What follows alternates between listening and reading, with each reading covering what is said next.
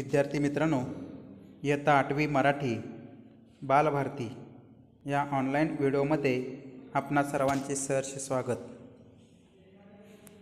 आज आपल्याला एक नवीन घटक शिकणार आहोत। त्या पाठाचे म्हणजेच कवितेचे नाव आहे असा रंगारी श्रावण। असा रंगारी श्रावण म्हणजे मराठी महिन्यातील हा 5वा महिना श्रावण हा विद्यार्थी मित्रांनो लक्षात घ्या। आणि या कवितेचे कवी आहेत ऐश्वर्य पाटेकर। त्यांचा आपण थोडक्यात परिचय पाहणार आहोत। पहा, जन्म आहे 1977। प्रसिद्ध लेखक, कवी, भूईशास्त्र हा कविता संग्रह आणि जू हे आत्मकथन प्रसिद्ध आहे। कोणतं आत्मकथन?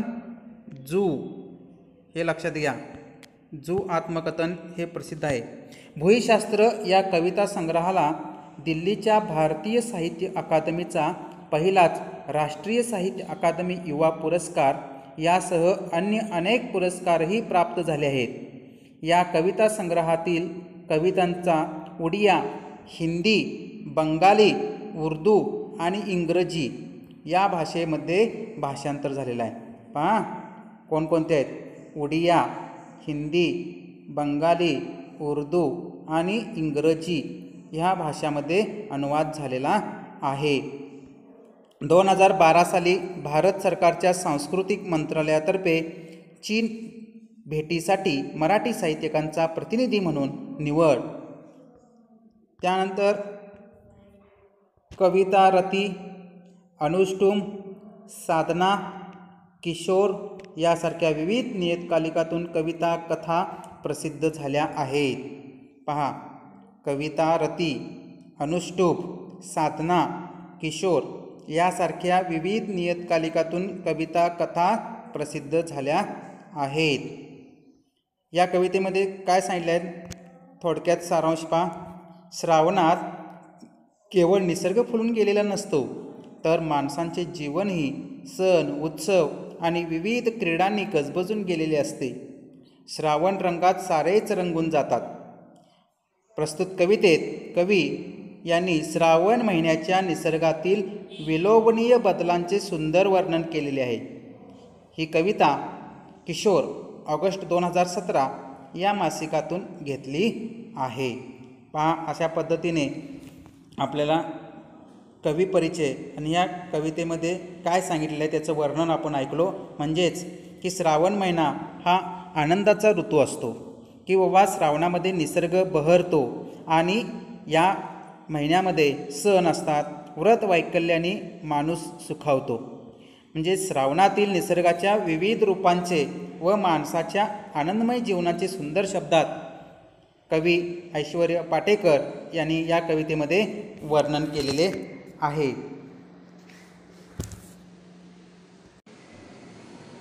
आपल्याला माहीतच आहे की अजून पण आपण अनेक कविता निसर्गावरती त्यातील श्रावण मासावरती कविता आपण ऐकलेल्या आहोत, की त्यामध्ये बालकवींची कविता तुम्हाला आठवत असेल की श्रावण मासी हर्ष मानसी हिरवळ दाटे चोहीकडे, क्षणात येते सरसर शिरवे क्षणात फिरुनी ऊन पडे। बालकवी त्र्यंबक बापूजी ठोंबरे यांनी सांगतात की श्रावण महिन्यामध्ये माळ रानावरती सर्वत्र हिरवळ पसरलेली असते। क्षणामध्ये पावसांच्या सरी येतात आणि लगेच दुसऱ्या वेळेला लगेच ऊन पडतो। म्हणजे हा ऊन पावसांचा जणू काही एक प्रकारचा लपंडाव सुरू आहे। आणि हे दृश्य निसर्गामध्ये पाहिल्यानंतर आपलं मन जे आहे ते मन आपलं अतिशय आनंदाने फुलून जातं। पहा, म्हणजे कशा पद्धतीनं आपलं मन प्रसन्न व ताजेतवानं होतं ते आपण बालकवींची कविता ऐकल्यानंतर आपल्याला लक्षात येते। तशाच पद्धतीने या कवितेमध्ये सुद्धा कवी ऐश्वर्य पाटेकर या आपल्या मनुष्याच्या आनंदमय जीवनाचं सुंदर शब्दात कशा पद्धतीनं वर्णन केलेलं आहे ते आपण या ठिकाणी कवितेमध्ये पाहणार आहोत। सुरुवातीला या ठिकाणी ऐका, वाचा, म्हणा म्हणून सांगितलेलं आहे। म्हणजे सुरुवातीला मी या ठिकाणी कविता तुम्हाला म्हणून दाखवतो, मग आपण कवितेचा भावार्थ समजून घेऊया। पहा, या ठिकाणी ऐका, वाचा, म्हणा असा रंगारी श्रावण रंग उधळीत येतो, सृष्टीचा गा चित्रकार हिरवा देखावा रेखितो. कलावंत हा साजिरा काय त्याची कलागत, जागोजागी चित्रांचीच त्यानं मांडली पंगत. नाचे दरी डोंगरात झिम्मा खेळतो नदीशी, रिमझिम पहाडीचं गाणं बोलतो झाडांशी. वेण्या गुंपितो वेलींच्या वेली लाजल्या लाजल्या, पाना फुलांचे पातळ थेंबा थेंबानी सजल्या. झुले पोरींना झुलाया असे टांगतो झाडाला, देतो झुलता झुलता लय पोरींच्या गाण्याला. पोरामध्ये खेळायला होतो श्रावण खेळगा, दही हंड्यांच्या संगती चिंब गोपाळ अवघा. पावसाचं घर कसं लख उन्हात बांधतो, खोडी काढून खट्याळ झाडाआडतो लपतो. इंद्रधनुष्यांचा बांध असा नभाला घालतो, रंगीबेरंगी फुलांची नक्षी रानात गोंदतो. असा रंगारी श्रावण रंग उधळीत येतो, हिरव्या सृष्टीच्या मळ्यात खोपा करून राहतो. असा रंगारी श्रावण रंग उधळीत येतो, सृष्टीचा गा चित्रकार हिरवा देखावा रेखितो, हिरवा देखावा रेखितो. रंगारी श्रावण रंग उधळीत येतो,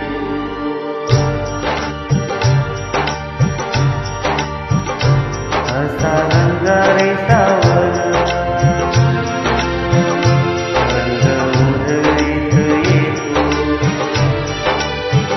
सृष्टीचा गा चित्रकार हिरवा देखावा रेखितो. असा रंगारी श्रावण रंग उधळीत येतो.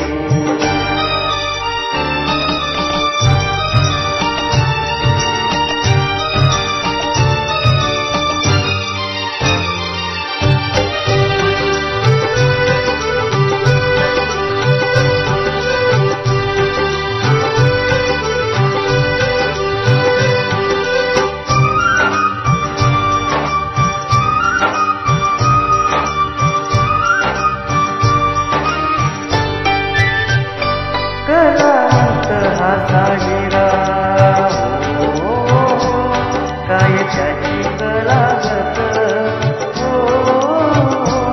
कलावंत हा साजिरा काय त्याची कलागत, जागोजागी चित्रांची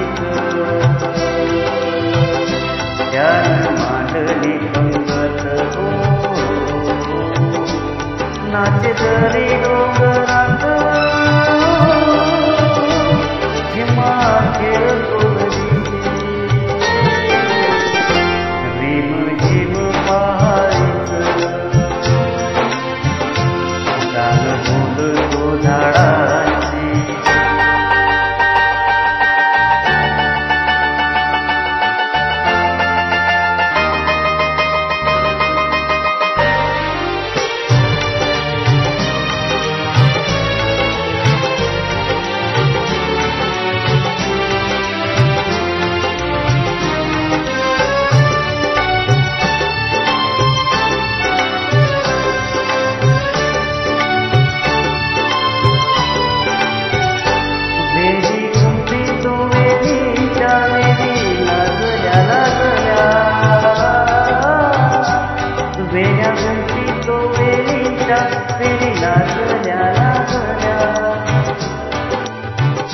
पाना फुलांचे पातळ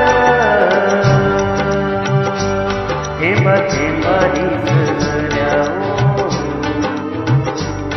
झुले पोरींना झुलाया कसे टाकतो झाडाला, देतो झुलता झुलता लय पोरींच्या गाण्याला.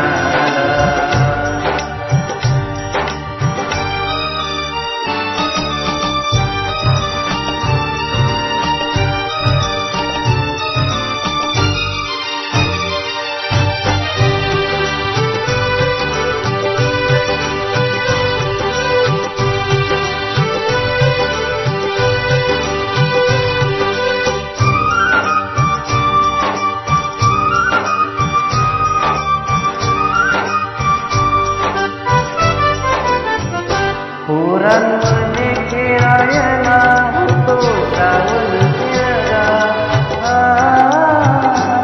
पोरांमध्ये खेळायला होतो श्रावण खेळा. दहीहंडीच्या संगती चिंब गोपाळ पावसाचं घर कसं लखवणात बांधतो. थोडी काढून खजाल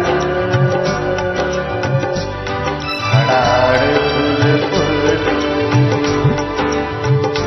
रंगी बेरंगी फुलांची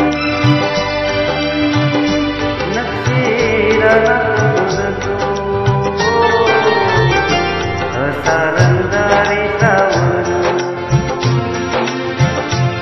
रंग उधळीत येतो.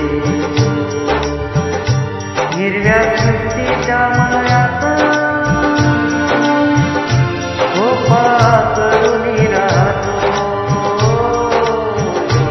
असा रंगारी श्रावण रंग उधळीत येतो.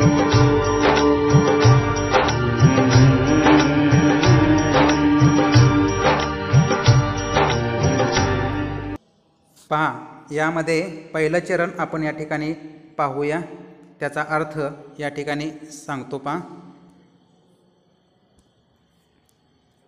असा रंगारी श्रावण रंग उधळीत येतो. सृष्टीचा गा चित्रकार हिरवा देखावा रेखितो.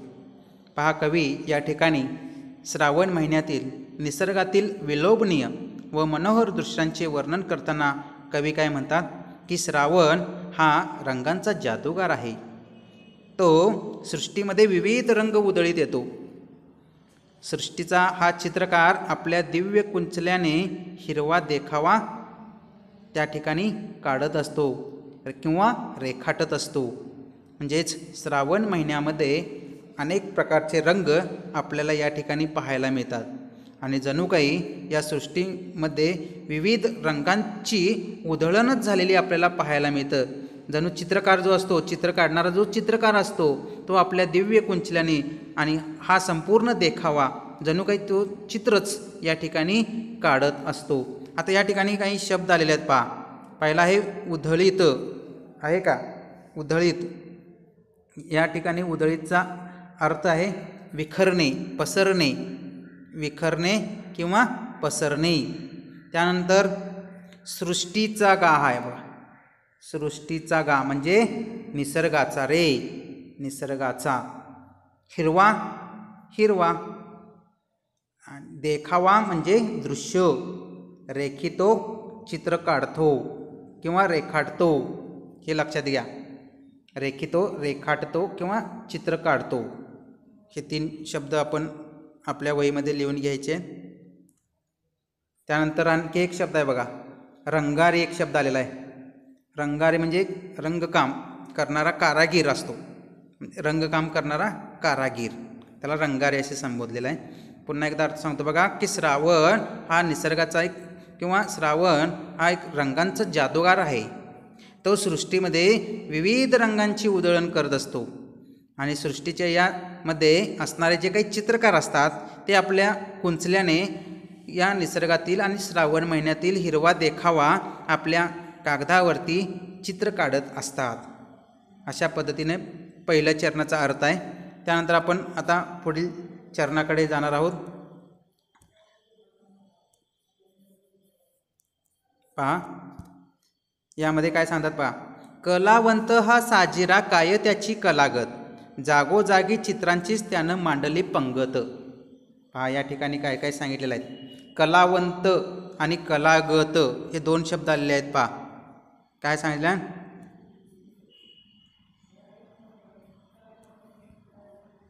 कलावंत आणि कलागत. कलावंत आणि कलागत हे 2 शब्द. कलावंत कलाकार आणि कलागत म्हणजे कलाकृती, जादूगिरी, हे लक्षात घ्या. आणि पंगत आलेला आहे बघा. पंगत म्हणजे रांग, रांग हे शब्द आपण लिहून घ्यायचा आहे. म्हणजे या ओळीचा अर्थ काय सांगतात पहा, की श्रावण हा एक प्रकारचा सुंदर असा काय आहे, कलाकारच आहे. श्रावण हा एक सुंदर कलाकारच आहे. त्याची किमया तुम्हाला काय सांगावी बरं? कारण जागोजागी निसर्गामध्ये जणू चित्रांचीच रांग म्हणजे पंगत या ठिकाणी बसलेली असते. म्हणजे ज्या पंक्तीमध्ये सर्वत्रच चित्रे जी असतात ती चित्रे बसलेली असतात. कुठले चित्रे काढू असे आपल्याला या ठिकाणी होत असते. म्हणून म्हटलेले आहेत की कलावंत जो असतो हा साजिरा काय त्याची कलागत. म्हणजेच की श्रावण महिन्यातील त्या चित्रकाराची किमया तुम्हाला काय बरं सांगावी? कारण हा किमया साधणारी जे कलाकार असतात ते आपले काम त्या ठिकाणी अतिशय चांगल्या पद्धतीनं बजावत असतात. म्हणून त्यांना काय ही किमयागार काय अजब आहे की जागोजागी निसर्गामध्ये जणू त्याने चित्रांचीच रांग मांडलेली आहे आणि सर्वत्र या पंक्तीत किंवा रांगेत चित्रेच बसलेली आहेत असं आपल्याला या ठिकाणी भास होत असतो. म्हणजे जणू काही या 12 महिन्यातील श्रावण महिना म्हणजे मराठी महिन्यांचा जो राजा म्हणतो तो हा श्रावण महिना अतिशय आपल्याला सुख देणारा असतो. त्यानंतर पुढील 3ऱ्या चरणामध्ये आपण पाहूया काय सांगितलेलं आहे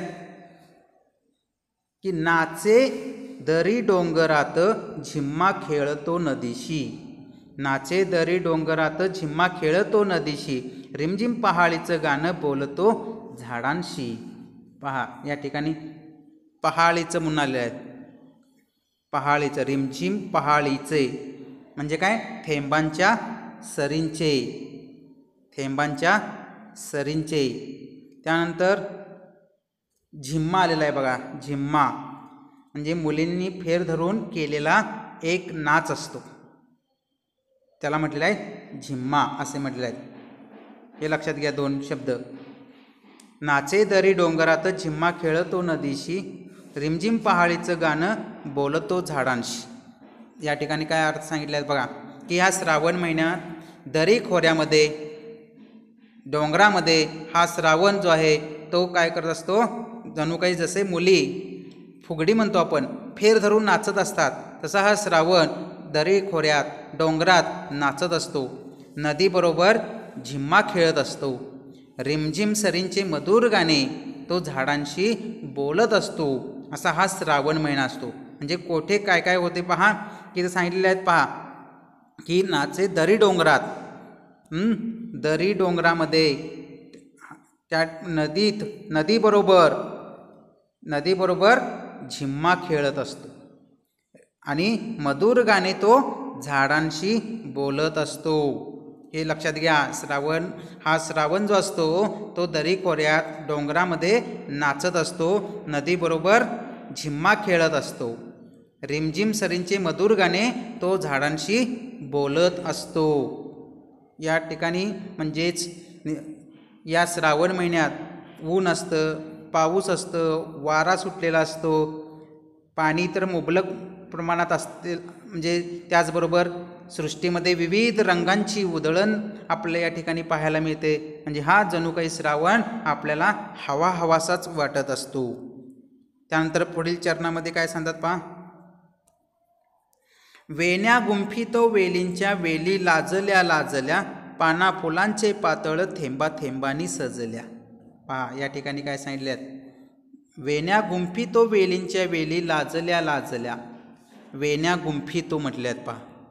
वेण्या गुंफणे म्हणजे काय तर केसांची वेणी घालणे, केसांची वेणी घालणे. आणि पुढे सांगतात इथं आलेलं आहे बघा, पाना फुलांचे पातळ. आता पातळ म्हणजे या ठिकाणी आपल्याला काय घ्यायचं आहे, छोटे लुगडे घ्यायचं आहे. हे लक्षात घ्या.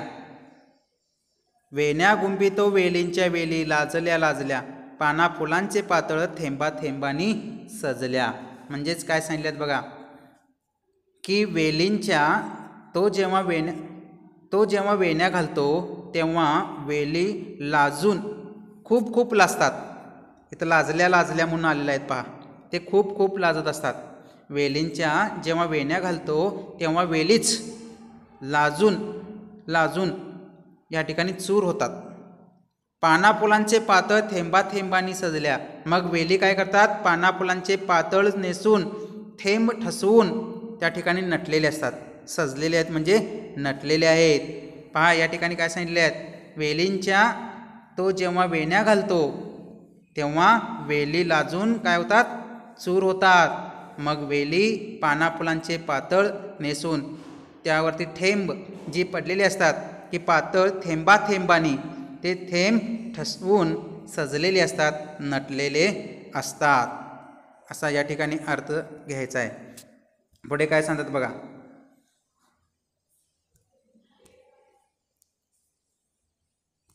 काय सांगितलेलं आहे की झुले पोरींना झुलाया असे टांगतो झाडाला, देतो झुलता झुलता लय पोरींच्या गाण्याला. काय सांगितले आहेत बघा.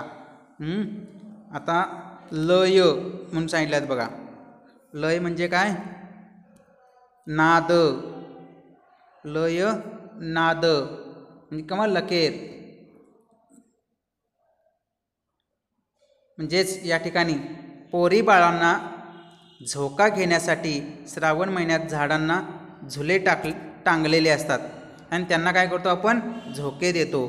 आणि हे झोके घेत म्हणजे झुलवत झुलवत मुलींच्या गाण्यांना एक प्रकारचा नाद, लय म्हणतो, नाद त्या ठिकाणी येत असतो. म्हणजे श्रावण सुरू झाल्यानंतर पहिला जो सण असतो तो नागपंचमी. म्हणजे श्रावण महिना सुरू झाल्यानंतर 5व्या दिवशी जो सण येतो, पंचमी म्हटले आहेत, नागपंचमी.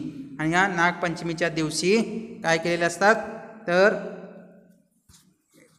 मोठं असं जे झाड असतं त्या झाडांना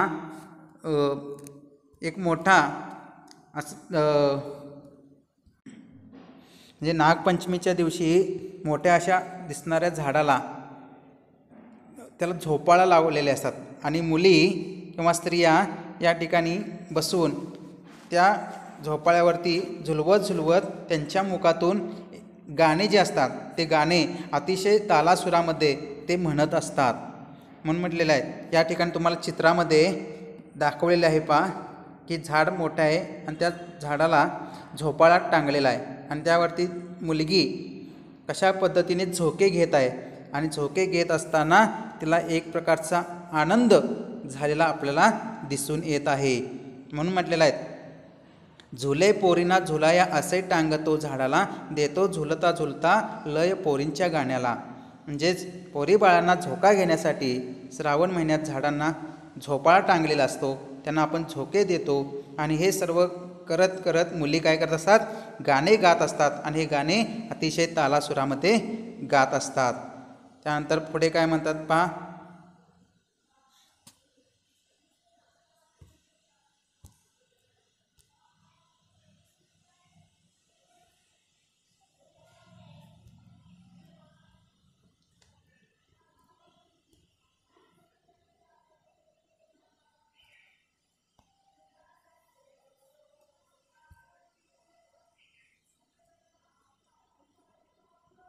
पुढे काय म्हणतात पहा. पोरांमध्ये खेळायला होतो श्रावण खेळगा, दही हंडीच्या संगती चिंब गोपाळ अवघा. काय सांगितलं पहा. या ठिकाणी खेळगा म्हणून शब्द आलेला आहे बघा. खेळगा. खेळगा म्हणजे काय? खेळगडी, आपल्याबरोबर खेळणारे मित्र, सवंगडी म्हणतो आपण, खेळगडी. त्यानंतर खेळगा, खेळगडी. संगती. संगती म्हणजे काय? बरोबर. त्यानंतर आहे चिंब. चिंबाळेबा म्हणजे काय? भिजलेला. आणि पुढे शब्द दिलेला आहे गोपाळ म्हणजे श्रीकृष्ण. आणि पुढे सांगतात अवघा म्हणजे सर्व. अवघा म्हणजे सर्व. हे शब्द लिहून घ्यायचे आहेत. काय अर्थ सांगितलेत बघा. आता आपण मागील चरणामध्ये आपण पाहिलो मुलींच्यासाठी. आता इथं मुलांच्यासाठी सांगितलं की लहान मुलांच्यामध्ये सुद्धा खेळात श्रावण त्यांचा एक प्रकारचा सवंगडी असतो आणि दहीहंडीच्या काळात त्यांच्या संगे प्रेमाने संपूर्ण चिंब भिजलेला जणू तो एक बाळकृष्णच असतो. पण गोपाळ म्हटलेत म्हणजे बाळकृष्णच. म्हणजे जसं मुलींना नागपंचमीच्या दिवशी झोपाळा आवडत असतो, तसं लहान मुलांना खेळण्यामध्ये सुद्धा श्रावण हा त्यांचा एक मित्रच असतो. आणि त्यातील असणारा दहीहंडीचा कार्यक्रम हा त्यांचा संपूर्ण अतिशय प्रेमाने संपूर्ण चिंब भिजलेला त्यामध्ये दिसणारा जो बाळकृष्ण असतो तो अतिशय देखणा असतो. त्यामुळे श्रावण महिन्याची वाट ही लहान मुले आपल्या ठिकाणी अतिशय आतुरतेने वाट पाहत असतात. पुढे काय होतं पहा. ही पावसाचं घर कसं लख उन्हात बांधतो, खोडी काढून खट्याळ झाडा आड तो लपतो. पहा या ठिकाणी काय सांगितलेलं आहे. पावसाचं घर कसं लख उन्हात बांधतो, खोडी काढून खट्याळ झाडा आड तो लपतो. या ठिकाणी वाक्यप्रचार आलेला आहे पहा. खोडी काढणे म्हणजे मस्करी करणे किंवा कुरापत काढणे. वाक्यप्रचार आहे. खोडी काढणे, कुरापत किंवा मस्करी करणे. आणि खट्याळ, खट्याळ म्हणून आलेला आहे पहा. खट्याळ म्हणजे खोडकर. त्यानंतर लख स्वच्छ शुभ्र, लख स्वच्छ शुभ्र, खट्याळ खोडकर. झाडा आड म्हणजे झाडाच्या पाठीमागे किंवा झाडामागे तो लपतो. काय सांगतात पहा या ओळीचा अर्थ की शुभ्र उन्हामध्ये तो पावसाचे घर बांधतो. आणि हा श्रावण जो असतो ना, श्रावण तो अतिशय खोडकर असतो. कारण तो पावसाची खोड काढून मस्करी करून तो झाडामागे लपतो. म्हणजे पहा श्रावण महिना काय करत असतो की शुभ्र उन्हामध्ये तो आपल्या पावसाचं घर बांधलेला असतो. आणि हा श्रावण अतिशय खोडकर असतो. आणि तो खोडकर पावसाची खोड काढून आपण स्वतः मात्र मस्करी करून झाडामागे लपत असतो. म्हणून झाडा आड तो लपतो, मस्करी करून झाडामागे लपतो. त्यानंतर पुढे काय सांगतात पहा. इंद्रधनुष्यांचा बांध असा नभाला घालतो, रंगीबेरंगी फुलांची नक्षी रानात गोंदतो. पहा काय सांगितले आहेत. इंद्रधनुष्याचा बांध असा नभाला घालतो, रंगीबेरंगी फुलांची नक्षी रानात गोंदतो. म्हणजेच काय काय सांगितले आहेत पहा. आता या ठिकाणी आणखी एक वाक्यप्रचार आलेला आहे पहा. बांध घालणे, बांध आहे काय. बांध म्हणजेच काय. बांध घालणे मज्जाव करणे किंवा बंधन घालणे त्याला म्हटले आहेत. बांध घालणे, बांध घालणे मज्जाव करणे, अटकाव करणे. नभ म्हणजे आकाश आणि गोंदतो आलेला आहे. गोंदतो म्हणजे ठसवणे, ठसवणे. काय सांगितले आहेत पहा. आकाशाच्या अफाट निळाईत श्रावण इंद्रधनुष्याच्या सप्तरंगांचा तो बांध घालत असतो. म्हणजे ज्या वेळेला ऊन पावसांचा खेळ सुरू असतो अशा वेळेला इंद्रधनुष्य आपले 7 रंग घेऊन त्या ठिकाणी तो बांध घालतो. रंगीबेरंगी फुलांची नक्षी हिरव्या हिरव्या रानामध्ये तो सजवतो. आणि सजवल्यानंतर त्यातून तो उठून दिसतो आपल्याला. ठसून म्हटलेला आहे. ठसवतो, गोंदतो म्हणजे ठसवतो आणि ते उठून दिसतात. पहा काय सांगितले आहेत की ऊन पावसांचा खेळ ज्यावेळी श्रावण महिन्यात सुरू असतो त्या अशा ह्या निळाईमध्ये श्रावण आपल्या इंद्रधनुष्यांचा सप्तरंगीच बांध घातलेला असतो. रंगीबेरंगी फुलांची नक्षी हिरव्या रानात तो सजवलेला असतो. आणि नुसता सजवलेला नाही तर त्या ठिकाणी ते गोंदते म्हटलेले आहेत. म्हणजे ठसवलेले आपल्याला या ठिकाणी पाहायला मिळतात. आता इंद्रधनुष्य म्हणजे काय की ऊन पाऊस एकत्र येऊन आकाशात उमटलेला 7 रंगांचा झोत म्हटलेला आहे. ऊन पाऊस एकत्र ज्यावेळी आकाशामध्ये येतात त्यावेळी एकदम 7 रंगांचा जो काही झोत असतो तो झोत त्या ठिकाणी आपल्याला पाहायला मिळतो. आणि शेवटच्या चरणामध्ये काय सांगतात पहा.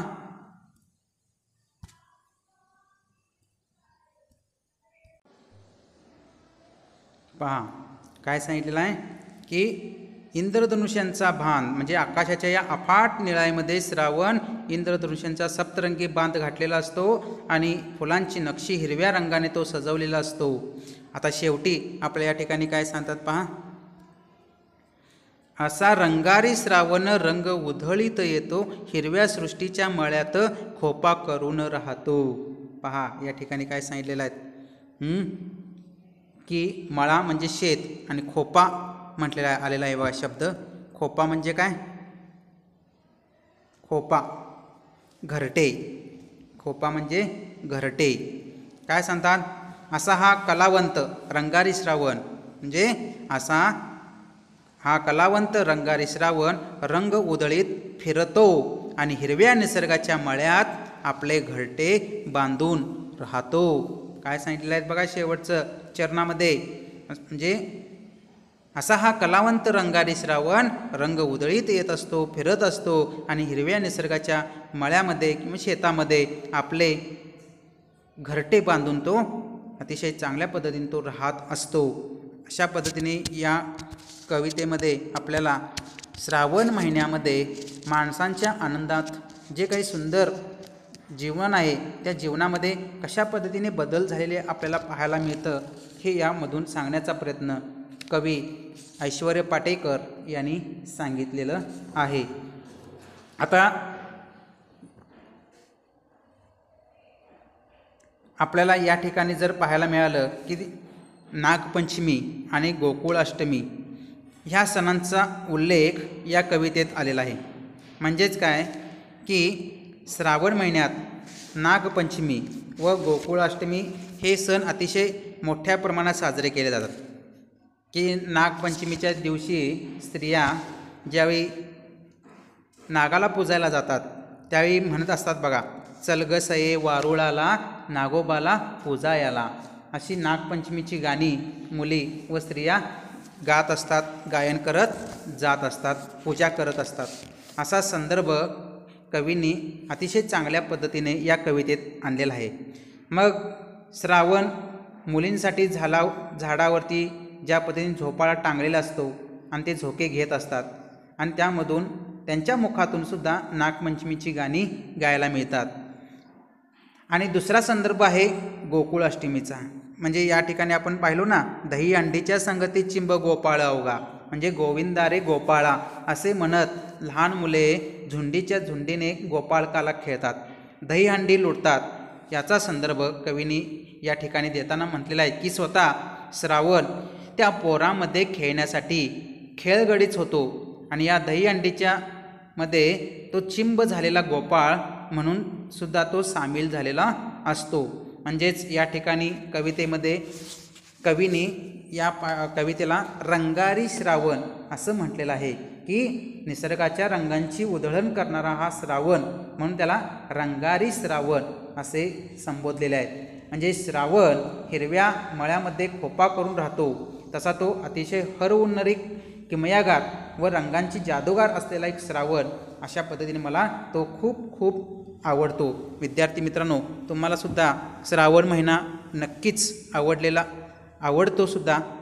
आणि आता श्रावण महिना सुरुवात झालेली आहे, त्याचा आनंद तुम्हीसुद्धा अतिशय चांगल्या पद्धतीनं घेण्याचा प्रयत्न करा. की या श्रावण महिन्यामध्ये आपण काय काय केलो ते थोडक्यात आपण आपल्या वहीमध्ये सुद्धा लिहून घेण्यास काही हरकत नाही. ही कविता या ठिकाणी संपते. यानंतर आपल्याला स्वाध्याय 3 प्रश्न मी देणार आहे. ते 3 प्रश्न या ठिकाणी सांगतो पहा. की श्रावण महिन्यात तुम्ही कोणती मजा लुटता? श्रावण महिन्यात तुम्ही कोणती मजा लुटता व कशी लुटता? त्याचे थोडक्यात उत्तरे लिहा. हा पहिला प्रश्न आहे. आणि दुसरा प्रश्न आहे, आणखी कोणता मराठी महिना तुम्हाला आवडतो? आणखी कोणता मराठी महिना तुम्हाला आवडतो आणि का? आणि का तो मराठी महिना तुम्हाला का आवडतो ते एक लिहायचं आहे. आणि तिसरा प्रश्न आहे, इंद्रधनुष्यातील 7 रंग कोणते ते सांगा. इंद्रधनुष्यातील 7 रंग कोणते ते सांगा. अशा पद्धतीने हा स्वाध्याय आपण आपल्या वहीमध्ये लिहायचं आहे. अशा पद्धतीने ही कविता या ठिकाणी संपते. धन्यवाद.